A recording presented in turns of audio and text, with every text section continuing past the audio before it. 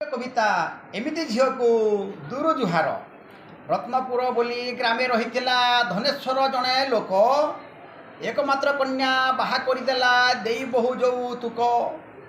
असहाय काले सेवा करिवे मो धनेश्वर विचारिला घर द्वार जमी बाड़ी जहाँ थिला झील ज्वाई नामे देला झील ज्वाई सबू काम संभालिबे भक्ति रे नेबी मु दिन एही समय रे झील ज्वाईंकर हेला विपरीत मन धन पाई दुहे बुलिकी खाइले घरे चुली जलू नाही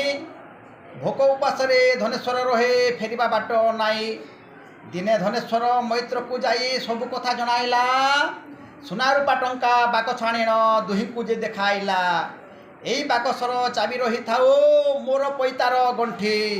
मु मला परे बाकस खोलिण बढ़ाइब तुम पांठी झियो ज्वाई किड़े सरागरे बापा बापा डाक देले भात खीरी पिठा खेचुड़ी खुआई केते जे जतन कले कालक्रमे धनेश्वर को होइला बयस जे 85 आंठू गंठी अंटा दरज होइला आउ न पारिला बसी धीरे धीरे बाबू चिरनिद्रा गले आउ न कहिले कथा झियो कहूअछि अंटा चाबी नहीं शीघ्र बाकस को फिटा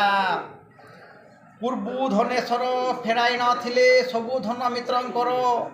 टंका सुना रूपा पालटि जाइछि बाली मांकड़ा पथर जो पुओ झियो बापा मांकर सेवा जत्न न करिब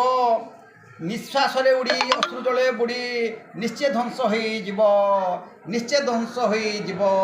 निश्चय ध्वंस होई जीव।